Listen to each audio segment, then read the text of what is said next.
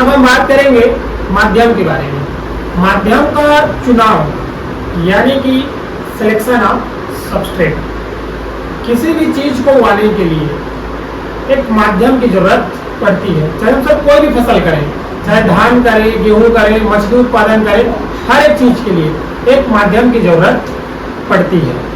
उदाहरण के लिए जब हम लोग धान या गेहूं की खेती करते हैं, वहाँ पे हमारा माध्यम हो जाता है मिट्टी, यानी मिट्टी में हम लोग धान या गेहूं की खेती करते हैं।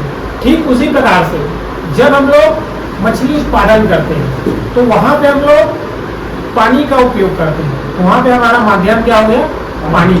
ठीक उसी प्रकार से जब लोग मशरूम की खेती करते हैं, मशरूम का उत्पादन करते हैं, तो वहाँ पे हमारा माध्यम हो जाता है पैरा, यानी कि पैडी स्ट्रॉ। ठीक है, तो पैडी स्ट्रॉ या माध्यम किस प्रकार से हमें चुनना है, तो आइए उसको समझते हैं। वैसे तो सर नाम इसका पैरा मशरूम है, लेकिन पैरा के अलावा इनको कई प्रकार की चीज़ों में उगा सकते हैं। पैरा के अलावा सर इसका एक दूसरा विधि जो बहुत ही पॉपुलर है वो है कंपोस्ट विधि, यानी कि पैरा मशरूम उगाने के लिए भी एक विशेष प्रकार का कंपोस्ट तैयार किया जाता है। इसके अलावा आप बनाना का जो केले के पत्ते रहते हैं, केले के पत्ते में भी आप पैरा मशरूम उगा सकते हैं। पुट्ठे में भी आप पैरा मशरूम उगा सकते हैं। पुट्ठा यानी कि जो कार्डबोर्ड रहता है, कार्टून रहता है, हमने जो है पिछले साल उगाया था, उसका वीडियो हमारे चैनल में आपको दिख जाएगा।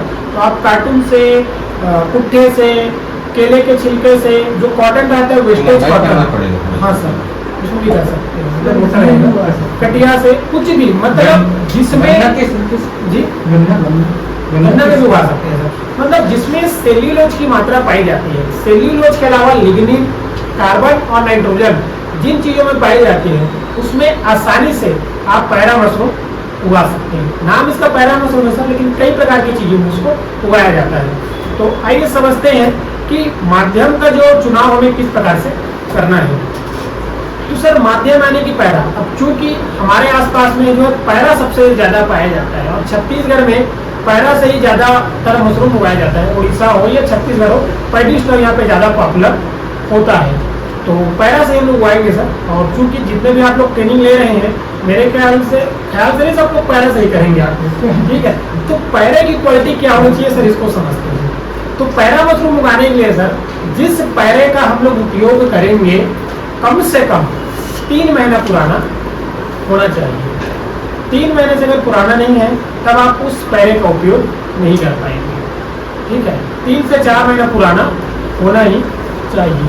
दूसरा चीज़ सर, जो पैरा हम लोग उपयोग करेंगे पानी में भीगा हुआ या पानी में सड़ा हुआ नहीं होना चाहिए। हमेशा फ्रेश पैरे का उपयोग आपको करना है।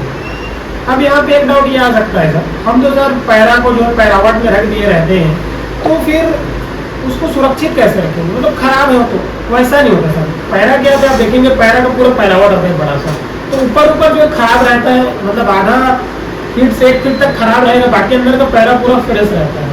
तो उस प्रकार से आप पैरा का स्टोर कर सकते हैं, उस वाले पैरे का आपको उपयोग करना है। जब पैरा आपका फ्रेश सुनहरा होना चाहिए, इस प्रकार का आपको सब पैरे का उपयोग करना है।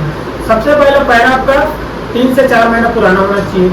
दूसरा, पानी में भीगा हो या सड़ा होना नहीं होना चाहिए, ठीक है सर। इसके अलावा आप किसी भी धान, जैसे बोलते हैं सर अलग अलग धान रहता है, तो किसी भी पैरे का उपयोग कर सकते हैं, चाहे हार्वेस्टर वाला हो, चाहे हाथ से कटाई वाला हो, ट्रैक्टर वाला हो, एनीथिंग, जो भी पैरा रहे आप उसका उपयोग पैरा मशरूम उगाने के लिए कर सकते हैं। बस एक ही शर्त है, 3 महीना कम से कम पुराना होना चाहिए, ठीक है। तो अभी हम लोग जो बरसात में उगाएंगे तो ये गर्मी वाला पैरा नहीं होना चाहिए, पिछले बरसात का पैरा होना चाहिए। और गर्मी में जब हम लोग उगाएंगे मार्च अप्रैल में, तो उस समय गर्मी वाला पैरा होना चाहिए, मतलब रोटेशन एक बना के रखना पड़ेगा ना। अब मार्च अप्रैल में आप उगाओगे तो जनवरी फरवरी के आसपास तो लगभग धान घटता है, तो उसको तुरंत आप यूज नहीं कर सकते। अगर आपको गर्मी में उगाना है तो इस वाले गर्मी का पैरा आपको रखना पड़ेगा।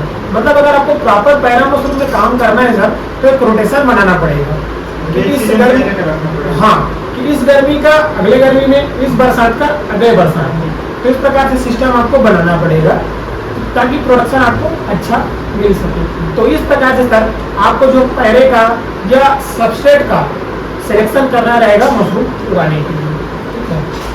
अब हमने पैरा से, चलिए पैरा हमने सिलेक्ट कर लिया कि किस प्रकार का पैरा का हम लोग उपयोग करेंगे।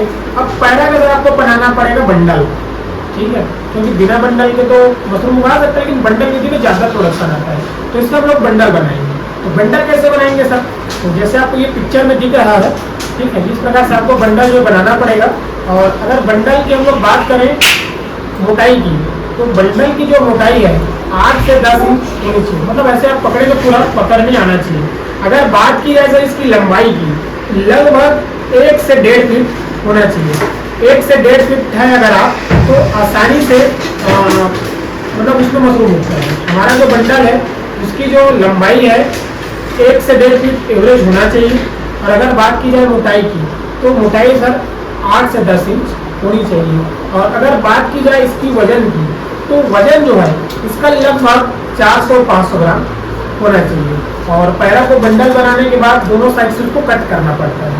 और पैरा को आप बंडल बनाने के लिए चाहे तो सूखी रस्सी का या प्लास्टिक रस्सी का, या चाहे तो पैरे से ही उसको बांध सकते हैं सर, समस्या नहीं आएगी, ठीक है। तो इस प्रकार से आपको बंडल तैयार कर देना है, ठीक है। जब हम लोग पैरा वाले विधि से इसका उपयोग, पैरा वाली विधि से पैरा मशरूम उगाएंगे, ठीक है। तो इस प्रकार से हम लोग सबस्ट्रेट को पहले आपको सिलेक्ट करना है, पैरा को सबसे पहले आपको चुनाव करना है, उसका उसका बंडल बनाना है, फिर जो हम इसका पैरा मशरूम उगाने के लिए इसका उपयोग कर सकते हैं।